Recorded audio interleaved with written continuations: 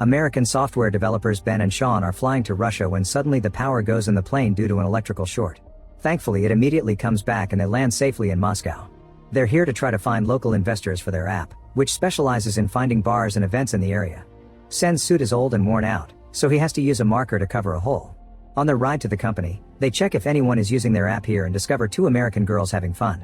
Eventually they make it to a boardroom only to discover the investment meeting was already started by their associate Skylar, who has stolen their idea and is now selling a knockoff to the Russians. Skylar says they won't be needed and makes security take them away. Later Ben and Sean go to a club to drink and forget. Sean finds a girl he likes, but it turns out she's with Skylar. They also find the girls they saw on the app, so they approach them, learning that their names are Anne and Natalie and being happy that they recognize them from their developer blog. The four of them are having lots of fun together when suddenly the lights go out and their phones stop working. Everyone in town rushes outside and looks at the sky to see a yellow aurora that glows for a few seconds before it splits into light balls that start falling all over the city, dividing into smaller pieces to cover more ground. One of the balls lands near the crowd with Sean's group, and everyone steps back in shock. The thing that fell isn't really visible, they can only see a slight shimmer from certain angles. A cop decides to carefully approach it and poke it with his baton, only for the light to suddenly disintegrate him until there's nothing left but ash.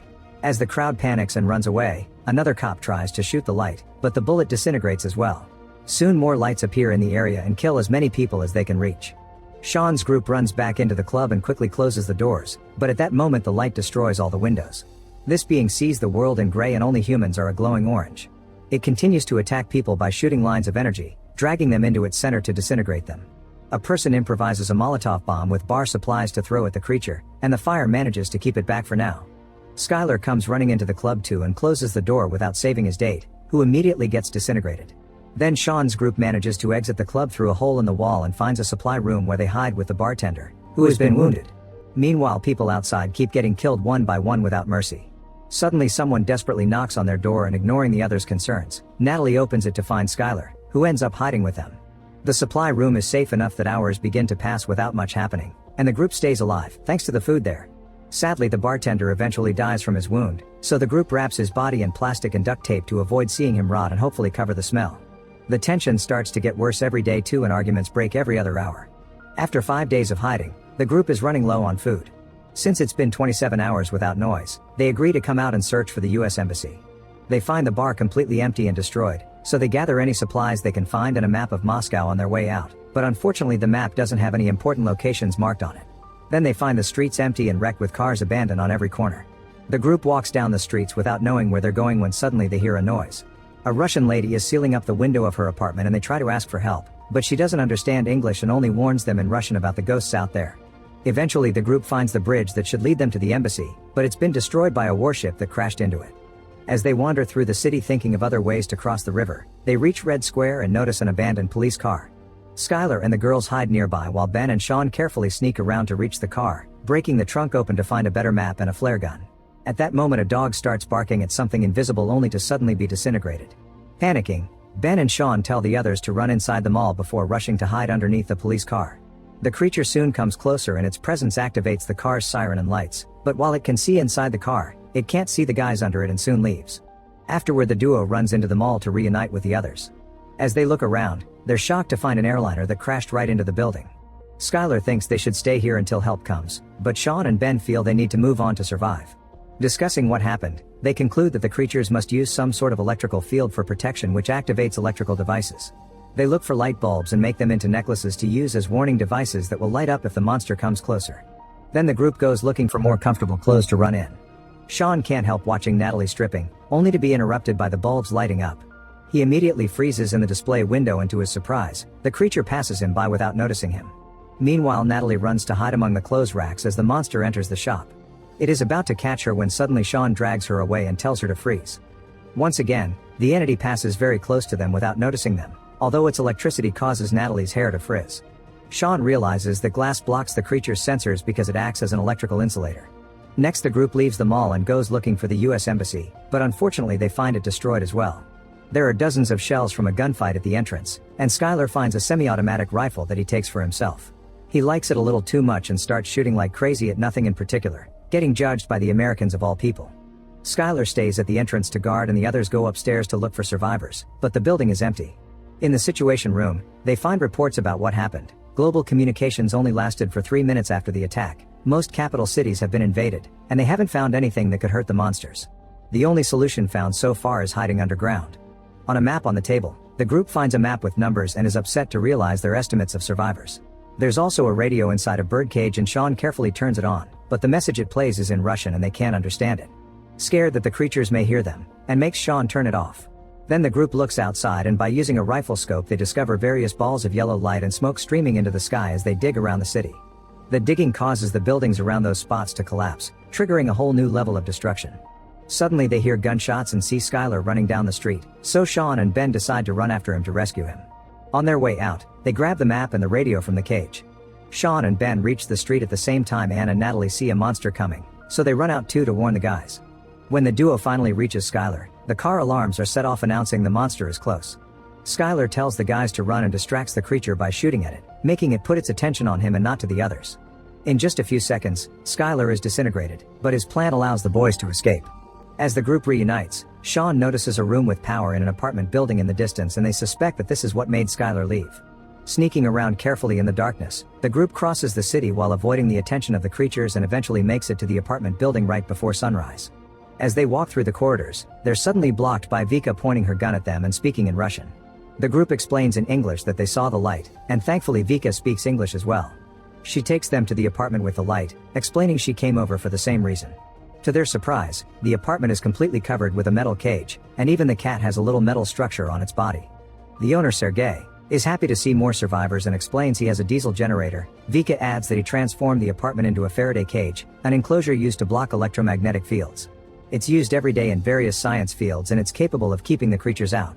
The group turns on the radio from the cage and Vika does the translation. The message says a nuclear submarine is in the Moscow River and will pick up any survivors that reach it before morning. They also report that tons of submarines are doing the same thing around the world and Sergei explains that the submarines are perfect Faraday cages. The group agrees to leave together to find the submarine, but first they'll need supplies. Vika leaves with Natalie and Anne to scavenge the other apartments, and on their way out, and doesn't close the latch well. Meanwhile Sergei shows Sean and Ben a microwave gun he built, believing it could be used to disrupt the waveform and electrical shield of the monsters. While the girls look for supplies, the creatures see them in the building and move in to attack. The exterior lights give away their movement and the girls immediately run away. Vika runs to find a hiding spot thinking the apartment is too far, but Anne thinks she can make it and starts running to Sergei's place as Natalie follows her. They manage to make it to the apartment but are unable to close the hatch, so they hide behind a glass table. The creature quickly comes inside and while the cat runs away, Sergei fires the microwave rifle at the monster. It seems the waves work and make the creature freeze for a few seconds, revealing its ugly body inside the light. Unfortunately it only lasts a few seconds and Sergei can't recharge fast enough, so the monster becomes invisible again and disintegrates Sergei. While Sean and Ben climb out through a fire escape, Natalie runs to set some diesel fuel on fire to cover their escape. Then she runs to join the boys, but Anne is too scared and doesn't move fast enough. By the time she leaves the table, the monster sees her and disintegrates her too. Natalie is devastated, but Sean urges her to move. The trio climbs down the emergency stairs and reunites with Vika outside the building, then they run away as they see the flames grow inside the apartment. Minutes later, they find their way blocked by a group of Russian policemen dressed in metal, carrying weapons and shields they've made themselves. They tell the group to hide and when the street lights start glowing, they open fire on the monster. By combining gunfire, a flamethrower, and a rocket-propelled grenade, they manage to hurt the monster and scare it away. The cops explain that they can hurt the aliens but not kill them, and that the monsters are weakest when they're using their lightning. Sean notices a piece of a hard black substance on the ground which was knocked off the creature's shield, and decides to keep it. Afterward the cops take the group to their hideout and both sides share the information they have. The officers aren't sure the radio message can be trusted. The leader also points out that the river is too far and the area is infested. The group wants to leave anyway and at first the cops refuse to go with them, explaining they want to protect their home. Natalie offers a speech about wanting to go to her own home and the cops accept to at least escort them to the river. Both groups leave together and take the subway tunnels for extra security. It's very dark down there, so they throw miniature light bulbs on the floor as a way to check for monsters. They immediately start glowing, so the group rushes to the subway platform to hide as lines of light extend into the tunnel to attack. One by one the group jumps on the train tracks to be safe, but Vinka gets stuck behind a pillar while the light searches for her. Ben goes back to save her, throwing her down to the track just in time. However, he isn't fast enough and soon the light grabs him, dragging him on the floor before killing him. Sean is in shock, so Natalie makes him move and the group manages to leave the tunnel with no more losses. Soon they make it to the river and find a boat that they steal to sail until they find the submarine. While waiting, they grieve for their lost friends, and just in case, Sean says goodbye to Natalie now because he never got to say it to Ben. Eventually the boat is pushed aground by some debris, so they must figure out how to get it unstuck. Suddenly they see various giant beams of light lifting metals and resources into the sky, and the cops conclude these must be aliens looking for Earth's minerals because they conduct electricity. At that moment they finally see the submarine approaching, but at the same time a building next to the riverbank collapses. The debris falls on the boat and tips it over, making everyone fall into the water.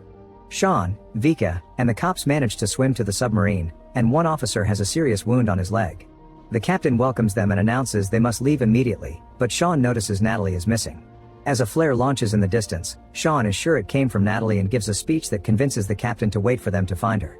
Before they leave, the technicians on the submarine look over the microwave gun and build another one with better batteries. Then Sean leaves with the cops and as many weapons as possible, leaving Vika in the safety of the submarine. As the group moves through the streets, they throw phones on the floor as warning devices. Eventually they reach a trolleybus depot only for a phone to ring to announce an incoming alien. The cops run to take cover, but Sean trips and struggles with his weapon. Thankfully he activates it just in time. Once again, the waves freeze the alien and reveal its ugly face, which gives the cops the chance to shoot at it directly. The creature explodes and dies for good, confirming the electricity is a shield and they need to use the waves first to disrupt it. The group celebrates and is heard by Natalie, who calls out Sean's name and activates the windshield wipers of the bus she's hiding in to indicate her location. They can hear more phones ringing, so the team makes a plan. While Sean goes to Natalie, the cops stay back and spill water from a tank truck to amplify the effect of the microwave guns. Soon the aliens arrive, but they won't come close enough to the water. At that moment Vika appears behind the aliens and begins throwing Molotov cocktails at them to force them to move onto the water.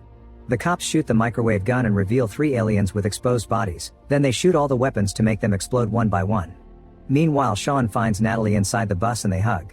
Suddenly an alien's electrical surge makes the bus doors shut before forcing it to move. Some sparks reveal the alien is inside and Sean tries to shoot it, but the bus movement causes him to miss. The alien manages to grab Natalie's leg and starts dragging her, but now it's vulnerable and Sean hits it with the waves. Then Natalie takes over the wheel and steers the bus to keep it from crashing while Sean continues to shoot at the alien, which freezes the creature but doesn't kill him. Sean has no real weapons but remembers the piece of black substance, so he throws it at the enemy and makes it explode. The lack of electricity finally makes the bus stop. Afterward the group rushes back to the submarine, but the cops decide to stay to protect their home and ask Sean to tell the rest of the world how to defeat the aliens. The submarine soon leaves and a technician repairs Natalie's cell phone, allowing her to get a text message from her mom. It says she's safe and hiding with survivors in Penn Station. Then Sean and Natalie try to kiss, but Vika interrupts them with her disgust. Sometime later, they look at the embassy's map while listening to shortwave radio reports coming in about groups who are fighting back against the alien invasion. They decide to head to those locations to help with the fight.